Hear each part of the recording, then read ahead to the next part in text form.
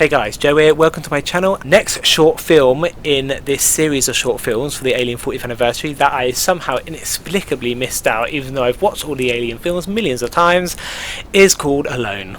And we're going to watch it right now. Let's go. I'm guessing they're all produced by 20th Century Fox, so they might all have a bit of a budget. Well, I wonder if all the title sequences are going to be the same. It's very good.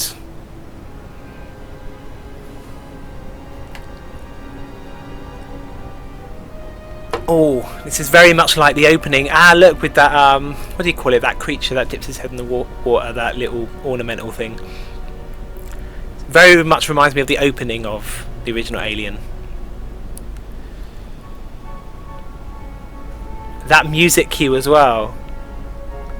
Dum, dum, dum, dum. Post-evacuation report of the commercial frigate Otranto, day 458. I have been counting the rivets in the B-deck corridor. There are 28,582 rivets. You are alone, aren't you? That's 2 more than in the technical specs. I will have to tell someone when I get home. Scrap that. Mother continues to deny my access to Lab B11A. You're not alone. The only room in the ship that I can't enter. Mother is hiding something. Being the last crew member on the ship, I should have some special rights.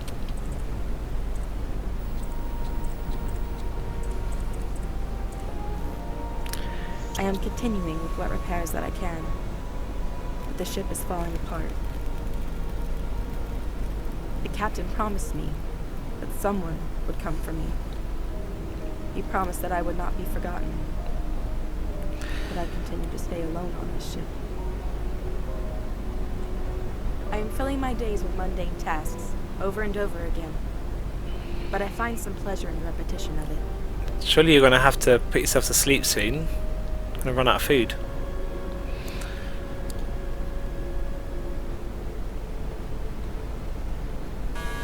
Emergency. System fault. Emergency. System fault. There's a fire in the control. Emergency. So she kind of get in that room because Mother's hiding something. Mother is the computer that's clearly run by the Tani Corporation, or the Weyland-Yutani Corporation, and is hiding secrets in there about an alien probably being on board the ship. And she is the experiment.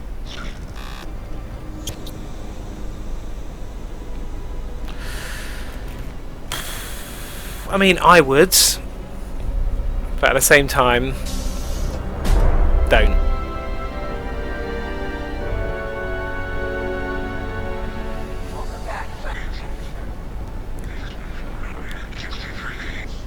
Since you last accessed the lab, here is the current specimen inventory.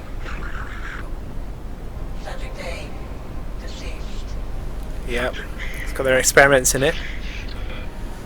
Subject C, in stasis, ready for revival. Ooh.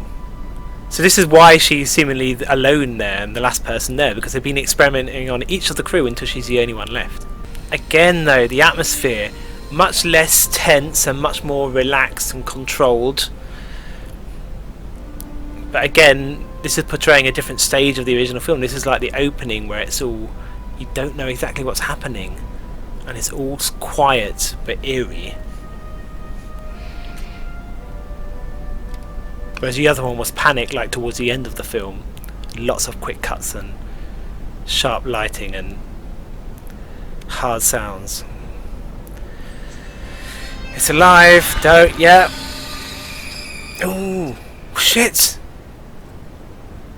So she's an android. Post-evacuation report of the commercial frigate Otranto. Solves the food problem. 458. It took 3 days for the creature to reappear. Given the lab notes, limited as they are, I assumed it had died. The creature is an invasive species early in its life cycle. To any other members of the crew, she would be dangerous. However, I am not like the crew, and so I am not a viable host. It's interesting that he realised as soon as she started to bleed android blood, it instantly knew she wasn't energy extremely well, human. and seems impervious to the chemicals slowly flooding the ship. Wow. With Mother offline, I've come to regard it as A pet. companion of sorts. It's okay. I'm not going to hurt you. I know it is only drawn to my presence, hoping there'll be something it can infect. But I can't imagine enduring this isolation without her. Without a host, though, surely it would die. It should die pretty soon after without finding a viable host quickly enough.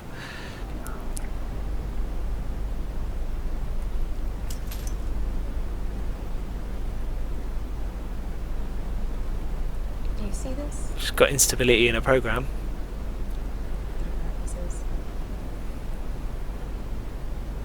My internal systems are breaking down. They don't manufacture my parts anymore, so even if I do get off the thing eventually, Be shut down. I am worried about my companion. The stage of her life cycle isn't supposed to last this long. Exactly. She's slowing, dying, and when she's gone, There'll be no one it's all left. soon after. I won't allow that to happen.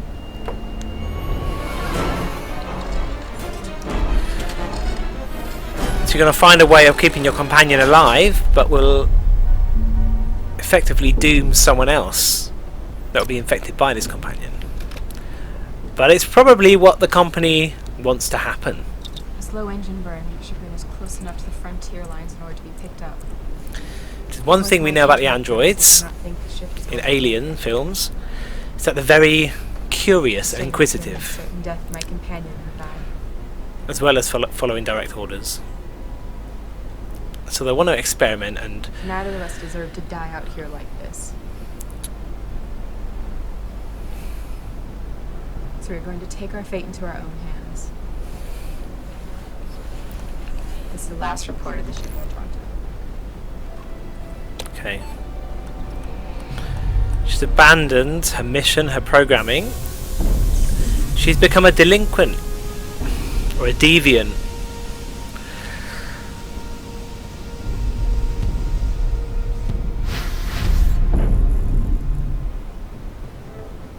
Just that music and the simplicity of just that small ship in a vast open area of black, just blackness. It's just gorgeous.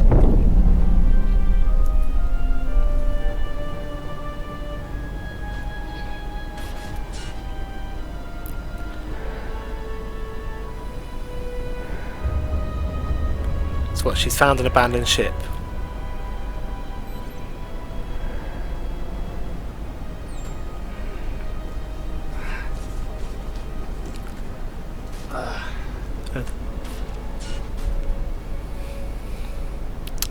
Interesting. Hello? Someone's found her ship. Anyone?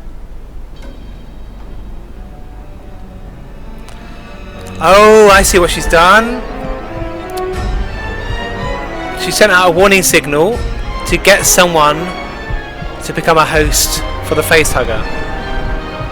That is terrifying. So now she's going to have an alien, a xenomorph on board. That isn't going to die as quickly, but it will still need food. So she's going to keep on going with putting out a distress signal and keep getting hosts so that it can eat and give feed, and then it'll be a permanent pet.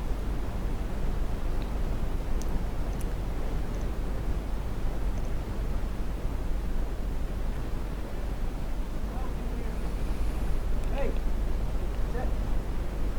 Oh God. Don't you recognise Door's a that? little jammed.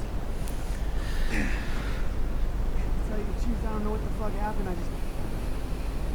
I woke up in here and I'm not feeling my best. You work here? Talk? Yes. Can you help me get this door open? Negative. No, I'm not going to do that for you. Why not? I can't let you out. You let me out right now. Hey, you hearing me? Well, we have David in Prometheus. She is the female version of David. She's Davina. Or at least dying counts as someone like me. So she's like Ash in terms of her I've accepted it, and you should too. secretary instability. It's best not to get your hopes up. Did you do something? Did you do something to me? Oh. Those cracking sounds. But eventually she's going to shut down, and all that's going to be left is the xenomorph on that ship.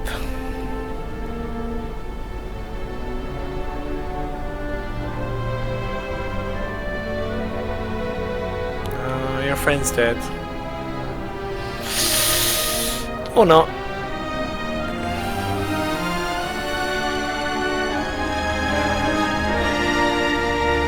Is it gonna kill her? It is! No? Okay.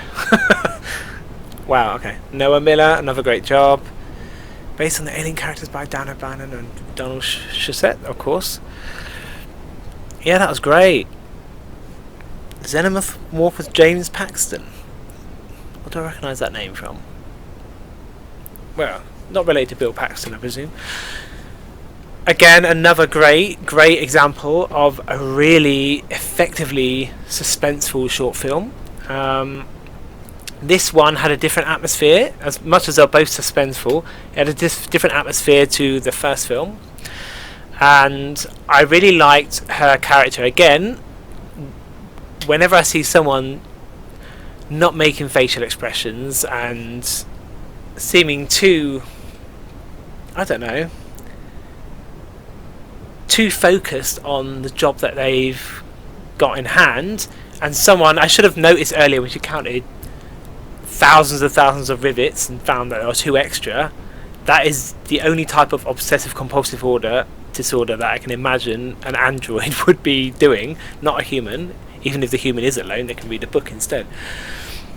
So yeah, I shouldn't have been shocked that it was an android. I was nonetheless, because I was invested in her story and what was happening and what I felt was going to happen, because it has that atmosphere that keeps you involved and that keeps you engaged in the film itself. And again, the lighting was very well done. I love that it's showing her instability a bit like Ash, and her delinquency a bit like David from the Prometheus, Alien Covenant and the original Alien versions in the Alien franchise. And I do like how the Alien films show that although they may be androids and although they may be programmed to follow out orders, follow out tasks, and to maybe show human emotion but to not actually feel these emotions, but they can go wrong. They can always go wrong. They can always become unstable. Things can happen. Things can change.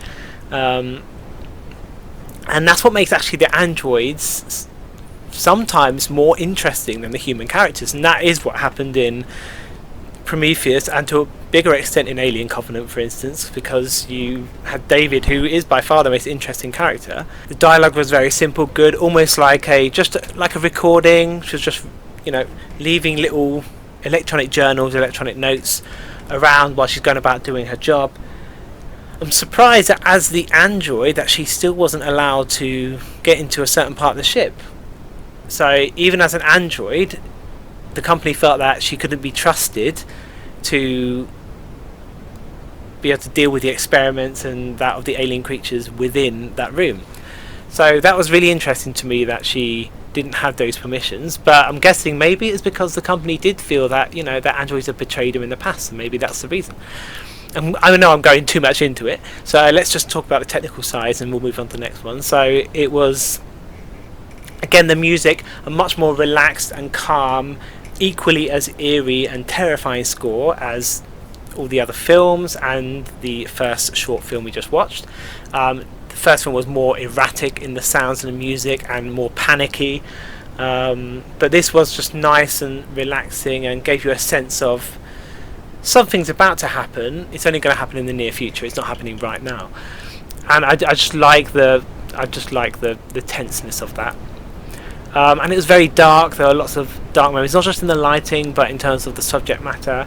Her releasing out a stress signal to get someone to come to her ship so that she can use him as a host was ingenious and interesting. That basically her doing that and her seeing this facehugger as a sort of like a companion because she's alone or some sort of a pet shows her instability, not just physically but emotionally. The fact that she actually wants someone to be with her, she's got that emotional attachment, and the fact that she feels, well, you know, that he's going to die before me, so I might as well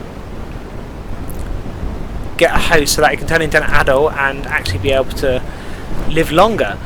But it looked towards the end that the xenomorph was going to kill her, because why wouldn't the xenomorph kill her? It will probably see her as a threat. It won't be able to remember, have the same memories probably as the facehugger itself.